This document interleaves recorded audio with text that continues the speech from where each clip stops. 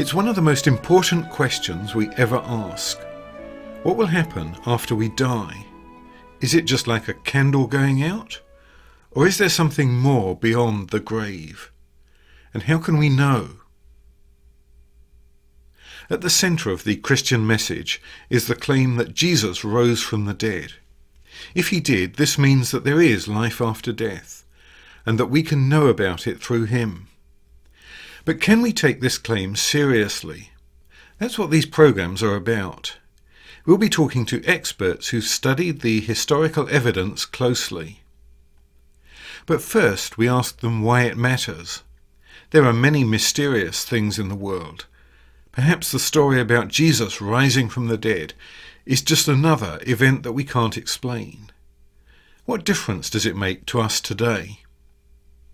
I think we've seen quite a cultural shift in the last generation or so from people insisting that the only things that can happen are things that we can quantify, things that we can weigh and put in balances and systems and so on, through to a much more postmodern, loose awareness that actually the world is full of very strange things. All sorts of odd things happen, and we've rather dismissed those and screened them out.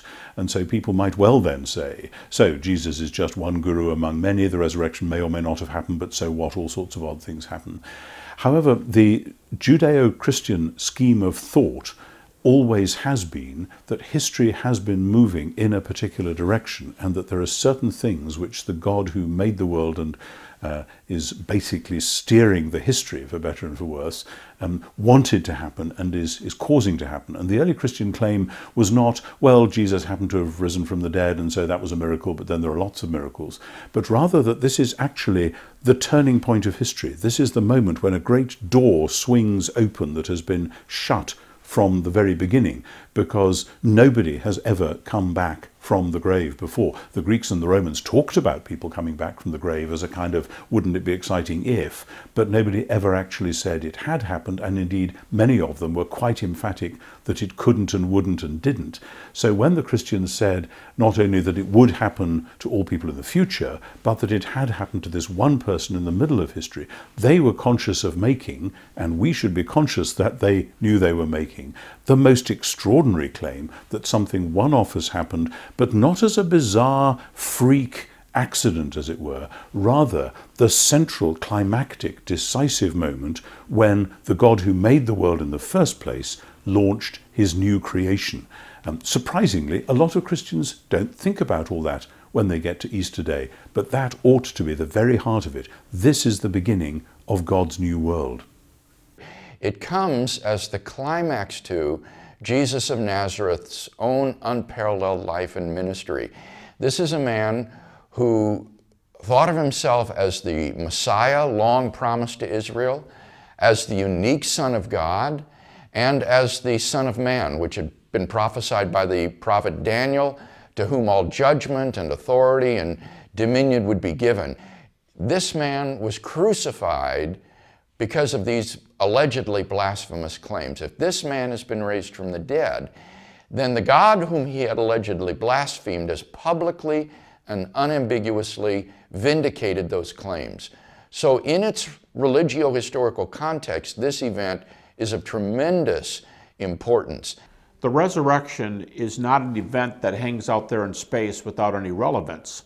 The resurrection is an event that is tied inextricably to the person of Jesus. The way the New Testament argues time and time again is because Jesus has been raised from the dead, that shows that he is who he says he is, or that shows that salvation is available, or that shows that eternal life is a reality, or that shows that believers will be raised like Jesus.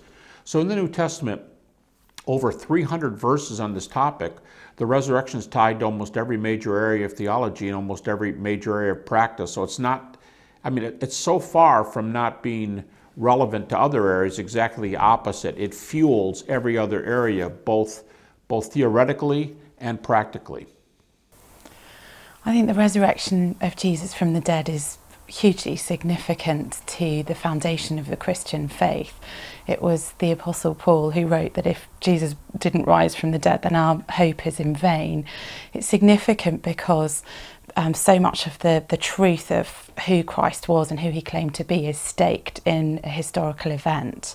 And the claim is made, this actually happened, and we can know that, we can investigate whether it happened or not and draw a conclusion on the basis of evidence.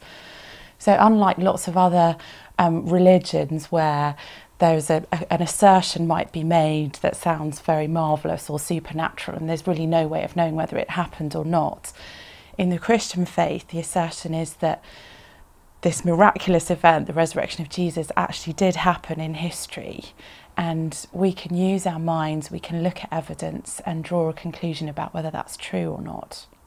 Jesus rising from the dead isn't just a mystery that we can't explain.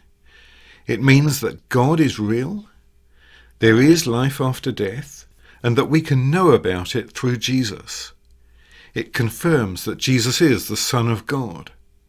It's the most important thing that's ever happened, the turning point of history.